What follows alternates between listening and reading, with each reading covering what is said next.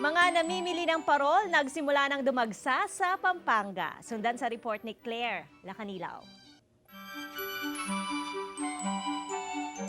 Ang kumukuti-kutitap, makukulay at maningning na mga ilaw ng mga parol, hindi mawawala sa selebrasyon ng Paskong Pinoy.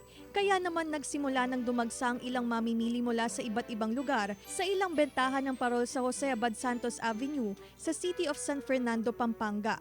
Maaari ding gawing customize ang bibilhing parol. Kami talaga nagmamanufacture ng kape. So yung mga repair, basago kami nagre-repair. Ang ilang mamimili, sinamantala ang murang presyo ngayon ng mga parol.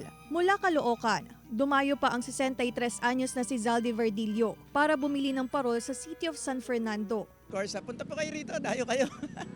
Kahit marami na rin ang nagbebenta ng parol sa Mabalacat, dumayo pa rin ang 55 anyos na si Dolores Mercado para mamili ng parol sa City of San Fernando. Maraming pwesto, maraming pagpipilian. Ang ilang parol maker, nakahanda na raw sa posibleng pagdagsa ng mga mamimili habang papalapit ang Pasko.